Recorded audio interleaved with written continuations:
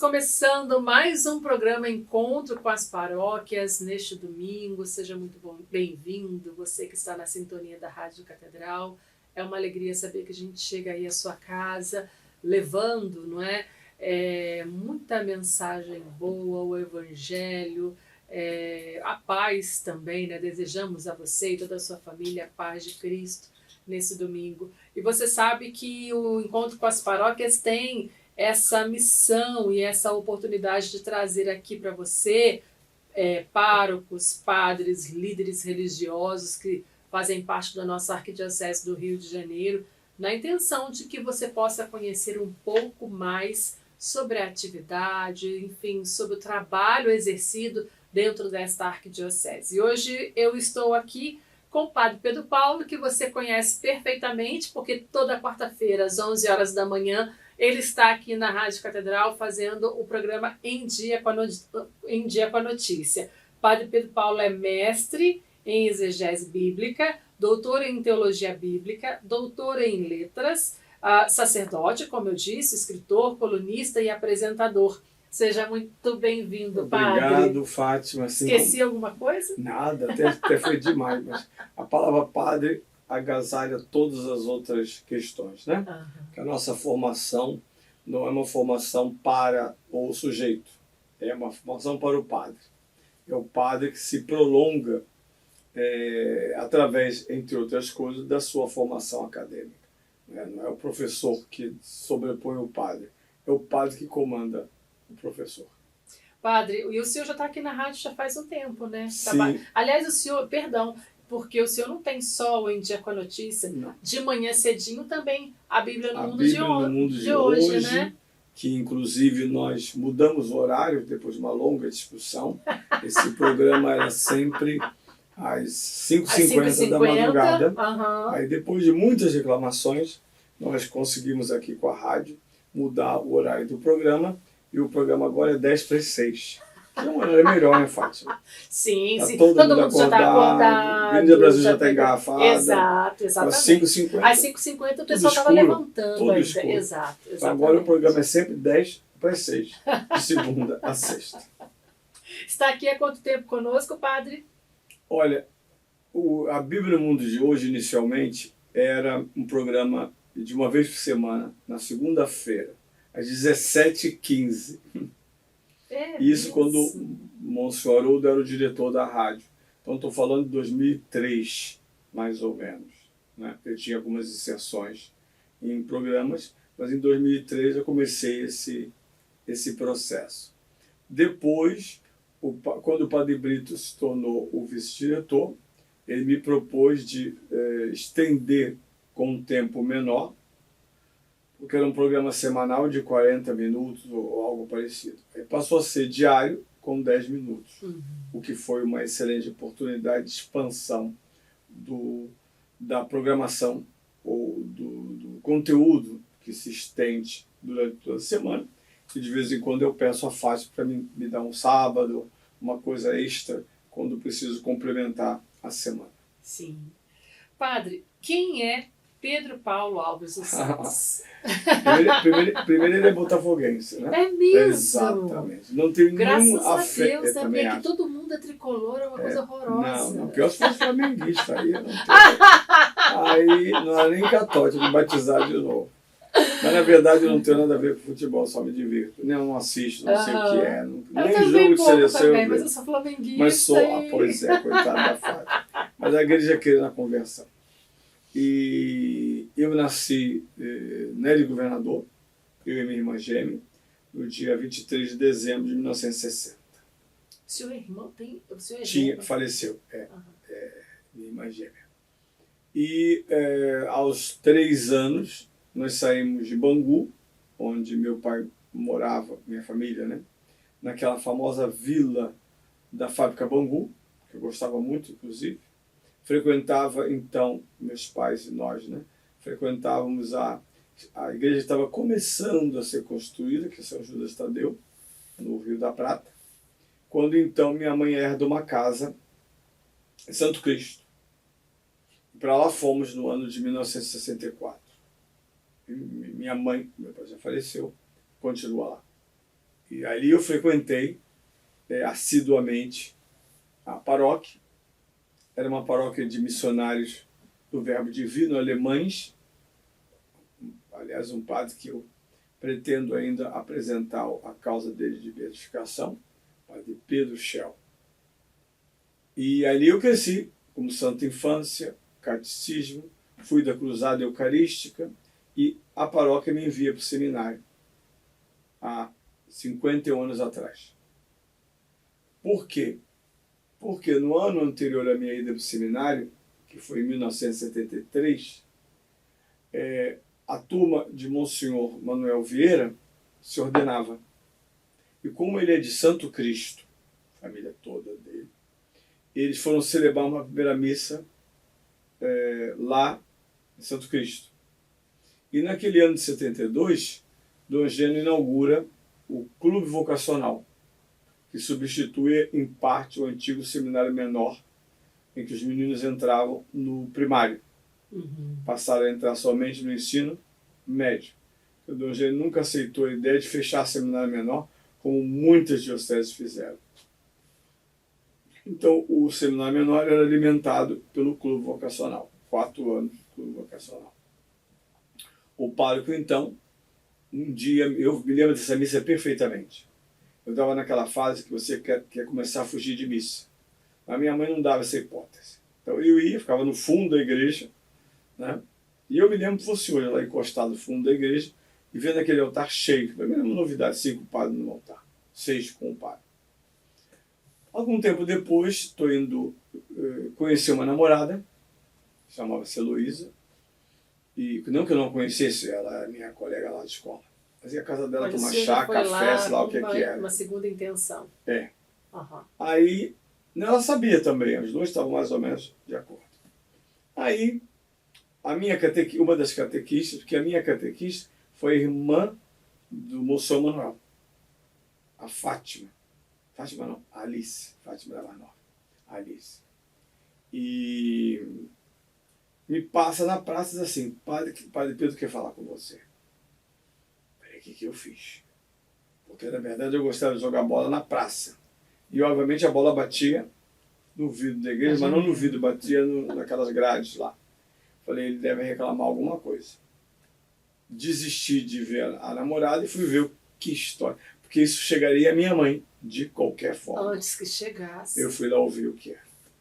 Cheguei, ele me levou para uma salinha que ficava ao lado da sacristia e perguntou assim, você gostaria de conhecer o seminário? Palavra que eu nunca ouvira aos 12 anos de idade, eu tive essa palavra seminário. Imediatamente, nunca fui inibido, perguntei o que é seminário. Ele levou alguns segundos e disse assim, seminário é um lugar onde se joga bola e se come bem. Positivo. Quero conhecer. Boa explicação. Quero conhecer. Não contou o resto, né? E de fato... Isso é marketing. E isso no início até que foi muito bom. Funcionou. E eu disse quero. Aí então, esse ano todo de 72, você vem à missa todo dia para ajudar a missa. Vamos agregar outros meninos. Chegamos a ser 11. E aí eu vou mandar vocês conhecerem o seminário. Tá, assim foi. E durante o ano inteiro eu fiz lá eu tinha aula até às 5h30, 6 horas da tarde. E depois eu ia direto para a igreja para ajudar a missa. Muito bem. Dito isso, no ensolarado domingo de 16 de setembro de 1973, eu entro pelas portas do seminário, que atualmente é a Unicarioca. Sim. Entrei por ali. Ainda tinha um padre morando, mas todo o conjunto já tinha transferido para trás. Era um outro seminário. Eu conheci um outro seminário que já não existe.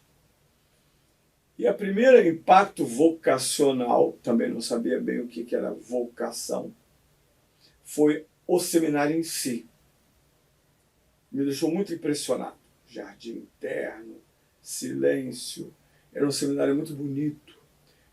O seminário tinha então uma orquestra, pianos de cauda, muito livro espalhado por todo o seminário. E na minha casa havia uma pequena biblioteca. Meu pai costumava, ao invés de soltar a televisão, quando eu chegava do trabalho, ele lia para nós. Leu toda a coleção do Monteiro Lobato. Depois íamos dormir, rezar e dormir. A minha casa não tinha como hoje, que as crianças nascem na frente da televisão, agora do celular, e morrem na frente desse troço. Dito isso, e outra coisa para mim interessante é, eu cresci no asfalto. Se você me perguntasse o que é realengo, Bangu, eu não tinha ideia. Então, o primeiro impacto divertido até foi encontrar meninos, às centenas, de bairros como Bangu, Realengo, Senador Camará, Irajá, que tinham uma outra mentalidade totalmente diferente da minha. De nós que éramos meninos que jogavam bola no asfalto. Outro mundo, mental. Então, para mim, aquilo foi, eu diria que hoje, era quase um aprendizado antropológico. O garoto do subúrbio, que eu achava totalmente diferente na sua abordagem de vida, vocabulário. Na minha casa, por exemplo, não se falava palavrão de forma alguma. Foi o que eu mais ouvi nos 4 anos de clube vocacional.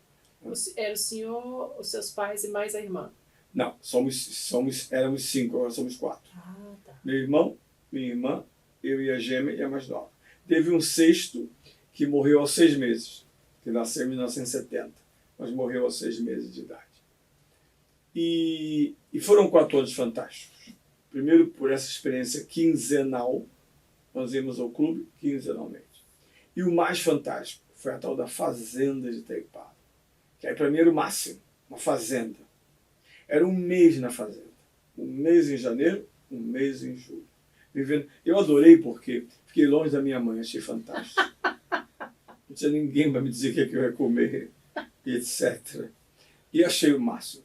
Depois, tudo muito gramado, tinha futebol, onde aprendi a ouvir música clássica. Olha. Porque nós éramos obrigados, graças a Deus, a fazer meia hora de leitura em silêncio. Aí o superior pegava aqueles gravadorzinhos antigos, botava uma fita de uma série que se chamava Música à Luz da Oração. Aí você ouvia Gounod, Bach, os adágios. A gente ficava ali meia hora lendo. Para os meninos da minha época, significava 200 horas de leitura. Tinha concurso, eu ganhei o concurso de redação. E tinha 18 euros na minha redação. Bendito seja Deus, então, por esses momentos, né, padre? Além de ter uma fazenda, onde você tinha piscina, campo de futebol, caminhadas. Para mim era um paraíso aquele negócio. Uma capela linda. Por exemplo, uma oração que eu não conhecia, me apaixonei, Lucernário, à noite.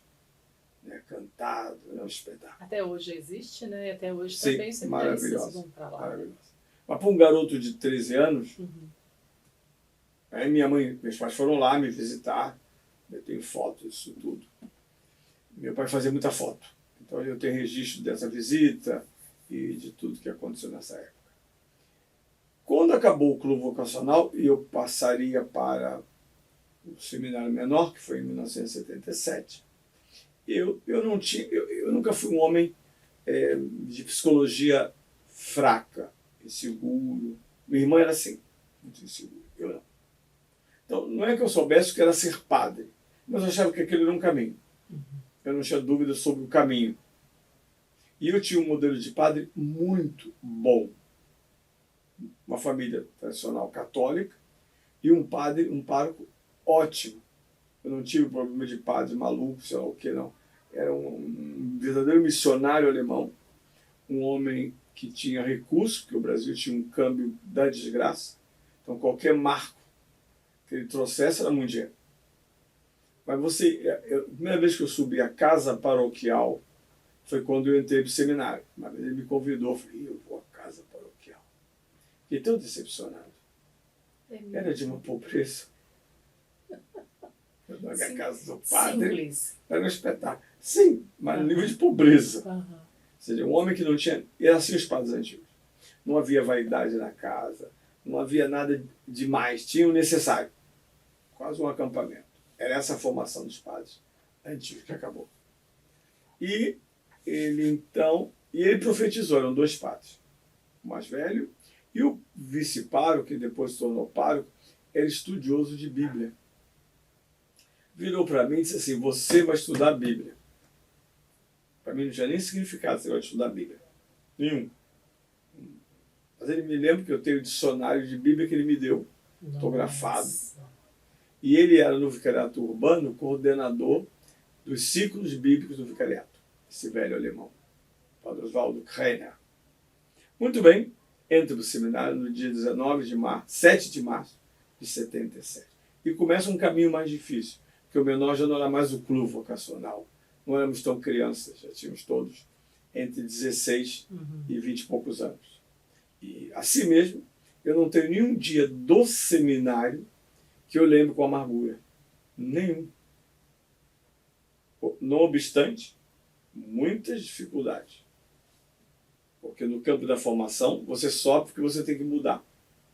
Isso não é sempre tão evidente para um adolescente. Mas, graças a Deus, eu tive uma base psicológica de pai e mãe. Meu pai era uma figura muito presente, muito firme. Então, eu não titubeava, eu sabia o caminho. Sobretudo, eu sabia, por exemplo, que eu tinha que estudar. Eu saí de um colégio público para um colégio privado. O colégio Leonardo Carrez, que acabou, né, infelizmente. Então, eu me lembro que nós éramos 30 alunos que entramos para o seminário menor. Ficaram reprovados 26. Uau!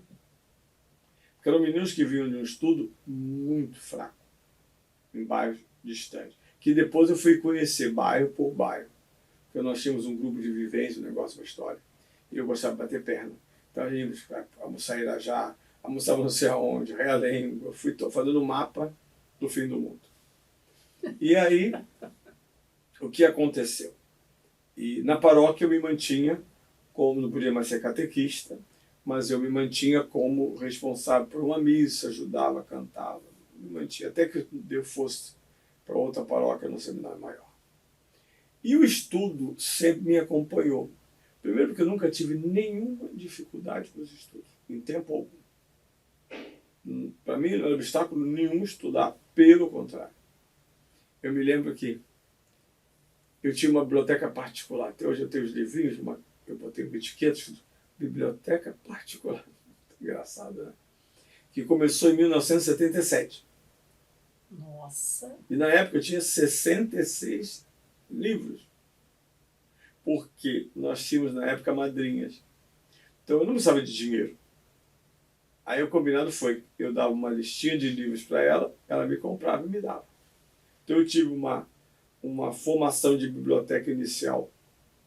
Segundo, amei a filosofia. Amei o estudo da filosofia. Estudei muito. Fantástico. Teologia eu gostei menos, mas a filosofia eu gostei muito. Porque era a primeira vez que eu estava em contato com o estudo científico, acadêmico. E a primeira faculdade, você pode fazer 20, mas aqui você se encontra é a sua faculdade. Né? A filosofia foi a minha faculdade.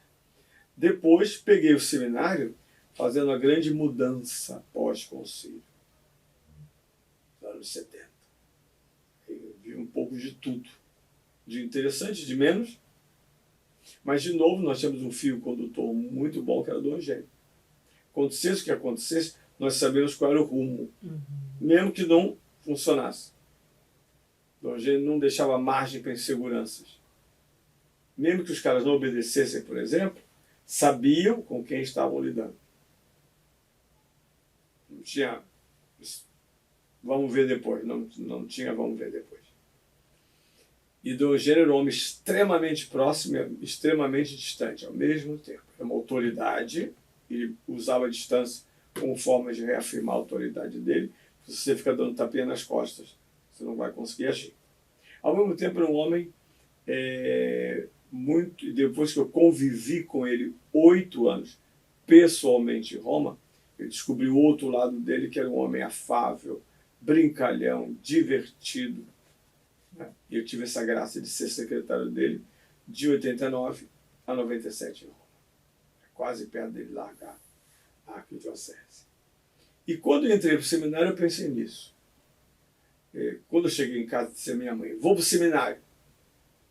Ela olhou para mim e disse assim, você vai ter que aprender a comer à mesa. Você vai comer com o bispo. Achei engraçado. Aí nos domingos, cada um dos filhos arrumava a mesa para o almoço nos domingos. Cada um, domingo era um ou dois. Aí no meu dia ela é comigo. Você põe o talher aqui, a garfo aqui, a faca ali, o copo aqui, não encosta o cotovelo na mesa. E assim ia minha mãe com as histórias da comida com o bispo. Meu pai olhou para mim, não acreditou, porque quem me conheceu antes do seminário não reconheceria depois. Uma vez minha mãe encontrou uma colega de escola. Nós tínhamos um grupo muito bom, estudiosíssimo, mas bagunceiros até o extremo. O senhor tem cara de bagunceiro, não? É porque essa cara acabou. Você tem uma ideia? Durante a semana eu ficava no mínimo 2 ou 3 vezes na Secretaria de Castigo. É mesmo? Eu tirava 10. Uhum. Não, tem isso, né? Os bagunceiros tiram 10. Né? Depende. Tem bagunceiro que é burro, por isso faz bagunça. Primeiro eu aprendi, depois eu fazia a minha. Porque eu já tinha entendido a aula. Para que eu ia ficar ouvindo o resto? Não tinha paciência de ouvir o que eu já tinha entendido. E a professora às vezes assim, você, Pedro Paulo, repete o que eu falei. Tu, e voltava a brincar. Pronto, então era um inferno. Eu tinha um caderno, repita, escreva 100 vezes. Não devo conversar na sala de... Mas a professora não sabia que eu tinha um pai culto. Meu pai era, entre outras coisas, segurador de carros. Trabalhava numa grande empresa. Então ele era chamado segurador de sinistro. Então ele tinha que fazer relatórios sobre os carros, as oficinas, os custos. Então eu via sempre meu pai escrevendo. Parei, eu olhei. Estou vendo assim um negócio assim. Falei, o que é isso, pai? Ele respondeu, aspas. Eu falei, para que serve aspas? Se você não quer repetir alguma coisa, faça. 100 vezes eu botei aspas. Cheguei na escola e entreguei o caderno à professora. Ela abriu. O que é isso? Eu falei, aspas. Meu pai tinha dito. Eu tinha o quê? 9 anos. Aspas. Como é que você descobriu isso? Meu pai falou. Coitado, acabou o caderno de repetição, porque eu nunca mais eu repeti. Tinha que arrumar outro castigo para mim, porque aquele já não funcionava. Então eu sempre gostei de estudar. Antes de ser padre, eu pensei em ser ou militar ou advogado. Eu tinha um avô que era general. E eu queria ser advogado. Eu via nos filmes advogado, falando no tribunal, achava aquilo muito bom. Depois, no seminário, eu descobri, não tive dificuldade no seminário por um motivo simples. Na minha casa havia disciplina.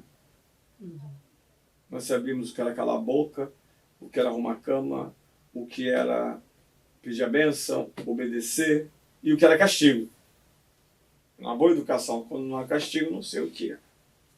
Tinha correção, para mudar mesmo. Não tinha essa conversa, vai levando. E meus pais lidaram bem com a nossa adolescência. Eles tinham 5 filhos, um após o outro. Entraram todos na adolescência no mesmo período. Nossa. 3 meninas. Mas meu pai era conhecido como o seu Paulo policial, que é uma das profissões dele. Ele nunca foi polícia, foi transferido para o Detran, mas era a fama dele. E meu pai era um homem que até uma certa idade falava muito pouco, a não ser dentro de casa conosco. Então as pessoas tinham um certo receio dele. Então minhas irmãs nunca conseguiram aprontar, porque todo mundo sabia que eu era filha do seu Paulo polícia. Então todo mundo pensava 2 vezes antes de fazer palhaçada. Né? Eram outros tempos também, não os de hoje. Né? E aí o seminário passou muito rápido para mim. Eu passei um ano fora do seminário. Fazendo uma reflexão, será isso mesmo? Em parte sim. Eu me desentendia muito com o superior. Muito. Você devia ser muito questionador também. Eu era chato. Era bem chato. Era um adolescente fácil. Uma vez, coitado, ele não tinha assim, nada de psicologia, era só dele. Estava lá uma reunião, eu tinha muita reunião.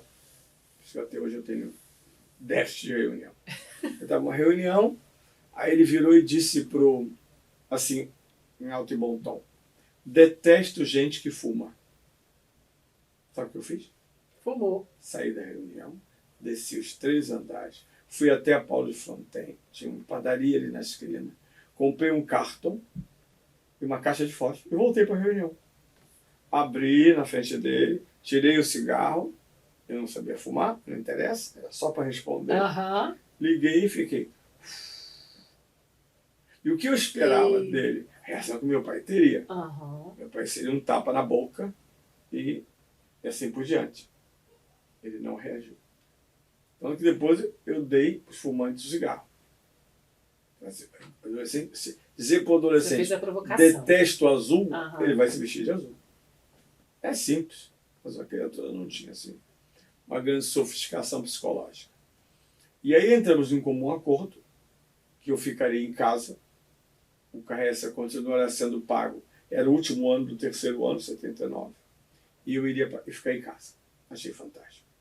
Mesmo porque eu não conseguia enxergar no padre diocesano estudo. Eu não via. Eu olhava para o padre e disse, a gente não estuda, eles fazem reuniões, missas, encontros, mas não estudam. Não. E eu entendia que meu carisma era estudar. Área da educação. Muito bem.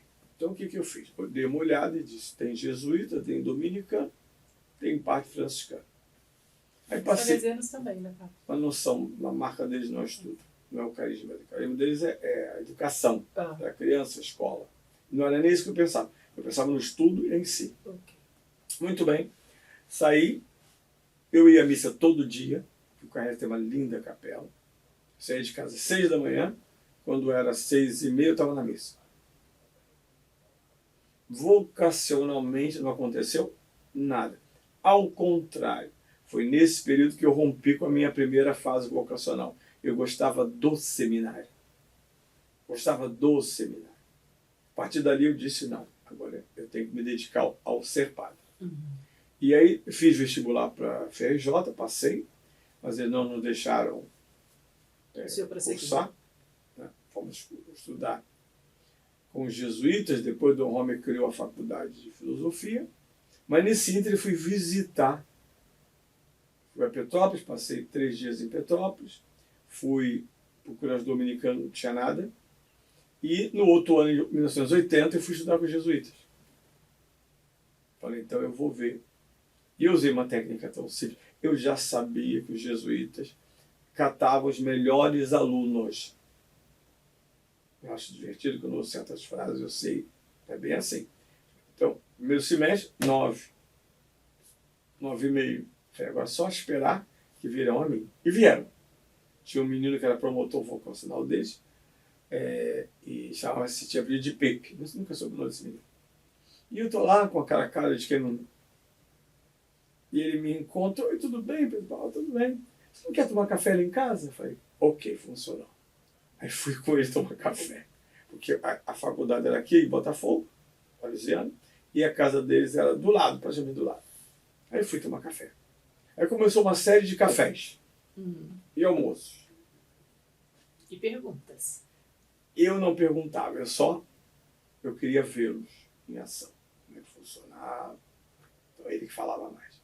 Até um dia que eu fui lá, depois de uma aula, vamos tomar um café, vamos almoçar lá em casa. Eu falei, vamos. Eu ainda estava fora do seminário. Chegou lá, tinha uma oração de meio-dia. Naquela fase que o Santíssimo, coitadinho, ficava equilibrado num tronco, uma almofada no chão, era uma coisa horrorosa. E no seminário a gente não estava acostumado com isso. Giroflexório, tudo no seu lugar. Cheguei lá, me sentei na tal da almofada, olho para a criatura que estava dirigindo o ofício, ele estava com o ofício na mão e com o JB no outro. O jornal? É. Aí, um deles me explicou, é que aqui a gente reza à luz da realidade. Então ele faz um salmo e reza, ele deu uma manchete. Reza. Uau. Falei, eu vou embora daqui. Nunca mais voltei. E eu, como é que eu solucionei isso? Descobri uma figura maravilhosa.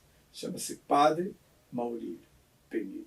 Um dos maiores intelectuais, esquecido, claro, do Rio de Janeiro, professor aqui no nosso seminário durante décadas. Eu esbarrei com ele quando eu vi a foto, eu me lembro que ele morava no prédio antigo. Os professores moravam todos ali. Então eu esbarrei com ele, com 12, 13 anos. Tinha ideia. Fui redescobrir toda a biblioteca dele. E como eu trabalhava na biblioteca do seminário, nós chamamos a biblioteca do seminário Monsenhor Maurílio Teixeira Penido. Eu falei, bem, já tem um herói diocesano que estudou, já estou salvo. E o Dom Rome valorizava muito o estudo, então eu tive chance do que eu queria, que era ir para Roma estudar. Ainda não como padre ou já como sacerdote? O quê? Para estudar em Roma? Padre. Depois, já como padre? 4 anos. Bom, eu não mandava ninguém recém-ordenado. Ok. Mandava só depois do 3º, 4º ano. Só quando havia um problema qualquer acontecia, a gente era estranhado. Não vai para Roma? Como assim? Então, era algum problema. Mas normalmente não. Eu me fui ordenado no dia 14 de setembro fomos, né? Éramos 8, de 1985. Esse ano nós completamos 38 anos de padre. E em agosto de 89 eu fui enviado para Roma. Minha primeira viagem de avião. Ignorante. Minha mãe viajou muito. Então ela me disse assim, no avião tem cinema. Eu acreditei, para mim, nunca tinha entrado no avião. Aí o que eu entendi? Que uma certa horário da viagem, a gente ia sair da cadeira e ir para o cinema. Ia ter outro lugar chamado cinema. Cinema era aquela televisão, porque na época era uma só, para várias filhas. Eu fiquei tão decepcionado com o tal do cinema. E eram 12 horas de viagem. 12 horas. Mas foi maravilhoso. E até hoje eu sou apaixonado por Roma. E o senhor ficou lá quanto tempo? 8 anos. 8 anos estudando. Fiz o mestrado e o doutorado. Sim. Morei na Itália, morei na França, morei em Israel e morei na Alemanha. O que deu tempo. Queria ter morado na Inglaterra, mas não houve mais tempo. E fiz um mestrado no Instituto Bíblico. Eu ainda sou, esse ano, dezembro, faz 30 anos que eu tirei meu mestrado. Sou o único até agora, da Arquidiocese. Ninguém fez mestrado da Arquidiocese no Bíblico. Nós esperávamos que o padre foi mandado, mas desistiu. Foi fazer outra coisa. Então vamos ver se alguém vai fazer a exegese, porque é um instituto típico, único no mundo inteiro, só para exegese. Melhores professores, a melhor biblioteca. Fica em frente à Gregoriana. Com o mesmo professor, que faleceu, que era o maior especialista na época no livro do Apocalipse, eu fiz o mestrado, que eu vou publicar agora ano que vem, em homenagem a esses 30 anos, que eu fiz sobre João 17, 4 a 5, e o doutorado eu fiz sobre o livro do Apocalipse em relação ao Evangelho de São João, que foi publicado aqui no Rio em 2015. Sim. E então o senhor ainda continua muito nessa área de estudos acadêmicos, sim. Porque só para os nossos ouvintes também entenderem, conhecer melhor um pouquinho do senhor, hoje o senhor não, tem uma vida pastoral. Eu quero dizer, dentro de uma paróquia. Não. Assim como um padre convencional, se eu posso usar essa expressão. Eu tenho pastoral, mas não no sentido... Eu fui pároco única vez durante 5 anos. E bastou, foi suficiente. E logo que fui ordenado, eu fui para a favela, não, bem que era mais ou menos isso, para a igreja de Nossa Senhora dos Navegantes em Bom Sucesso. Eu me lembro que eu vi a construção da Vila do João e a sua inauguração. Dali eu fui transferido para Nossa Senhora de Copacabana. Dali eu fui transferido para o seminário, onde fui diretor de estudos durante 3 anos. E aí eu trabalhava no Itaiangá, fim de semana, e depois em Senador Camará. Depois eu fui transferido oficialmente para Padre Miguel, a igreja Maria Mãe da Igreja, como administrador dominical. Lá tinham freiras. Dali fui para Roma. Aí quando eu voltei, eu passei pela paróquia da Anunciação, no Riachuelo, passei por São Judas Tadeu, passei por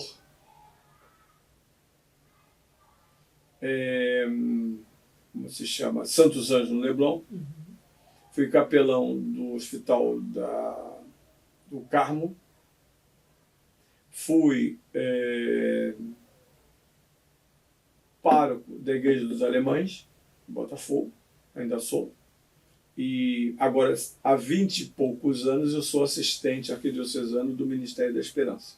Trabalho com os cemitérios do Rio há mais de 20 anos. Se eu não me engano, 20 anos exatamente. Foi em 2003 que o Dom Ednei me pediu para dirigir a formação do Ministério. E lá estou até hoje, por enquanto. Além disso, fui professor na PUC, fui professor de teologia na PUC, fui coordenador do departamento, e depois fui professor na Universidade de Estácio de Sá em Letras, e o último encargo acadêmico foi no Centro Unicarioca, que eu fui professor na área de pedagogia. Depois fiquei doente em 2019, adoeci, e passei, além disso, eu sou professor no propedêutico do seminário, na escola diaconal e na PUC não? Não. Na PUC a minha colaboração é na área literária, de artigos. Aula mesmo no propedêutico, diáconos e matéria cresce. Além de eu ter uma plataforma de ensino, onde eu preparo cursos e os ofereço. E dou muito curso, por onde passo. Mês da Bíblia foram mais ou menos 10 paróquias que eu passei dando conferências, cursos. E eu ajudo atualmente também o padre Núbio Montenegro na paróquia São Marcelino de Champagnat, no Rio 2. E ali nós estamos indo para o 3º curso de teologia, cada um com 8 semanas. Esse agora é o 3º curso, com uma afluência relativamente grande. E sou também ligado ao Centro Dom Vital. Trabalho e ajudo o centro. Vou dar um curso agora. Ou seja, o senhor estudou, se especializou e agora está trabalhando. Sempre ensinei. Exatamente. E como eu tive uma formação no Vicariato Oeste, eu como seminarista eu dava aula, era seminarista no Vicariato Oeste, nós criamos um curso famoso de liturgia lá que durou 3 anos. O moço Elias continuou o curso, acabou muito tempo depois. E eu dava aula no Lumen Christi em Copacabana. Então eu tinha contato com os 2 ambientes da cidade. Fui para o sacerdócio conhecendo a minha cidade. Eu não tinha problema de ser mandado para qualquer lugar. Sim. E eu sempre aceitei falar. As pessoas sabiam que eu falava relativamente bem. Os pároquios me convidavam para falar no Crisma, não sei aonde. Sempre aceitei.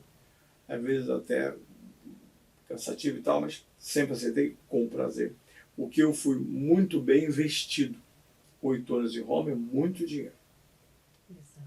Eu trouxe Padre, a gente está encerrando, o programa passa muito rápido. Mas se eu podia também voltar, mas é ótimo a gente poder conhecer, porque também esse é o espaço, né? Sim. Para que os ouvintes possam conhecer. É o modo com que eu sirvo a igreja. Exato, e conhecer o seu trabalho, a sua vocação também. Mas o senhor depois podia combinar com a Betinha de voltar aqui, para a gente poder falar dos livros que o senhor publicou, como o senhor citou aqui. Né? Eu diria, se eu tivesse que dizer uma frase final, eu vou repetir a frase do meu pai, o velho Pedro Chel. No dia do aniversário dele, de saber que essa era a frase. Ele dizia sempre, eu faria tudo de novo. Para mim, essa é a frase síntese de um padre realizado. Ele não se realiza pelo sucesso, ou fracasso, ou problema. Não, isso não é outra coisa. O ser dele está engajado pela unção na missão. Então, independentemente do campo, até tinha lá o caso Alberto que ficou paralítico, até numa cama paralítico, o sacerdote é sacerdote. Então, eu tomo para mim essa frase e a repito, faria tudo de novo. Perfeito, ótimo, padre. Muito obrigada por conhecer um pouquinho mais da sua história vocacional. Só algumas, tem outros hilários. Então, por isso que o senhor tem que voltar aqui para o senhor continuar contando suas histórias e também falar dos livros, tá bom? Será um prazer. Pedir a bênção, que o senhor abençoe a cada um de nós, para a gente poder encerrar o programa. Bem, a nossa proteção está no nome do Senhor, que fez o céu e a terra. Abençoe-vos o Deus Todo-Poderoso, Pai, Filho e Espírito Santo. Amém. Muito obrigada, Padre, mais uma vez. Eu que agradeço. E a gente vai ficando por aqui. Você pode conferir esse programa no YouTube da Rádio Catedral e ver e rever quantas vezes você quiser. Até o próximo programa, se Deus quiser.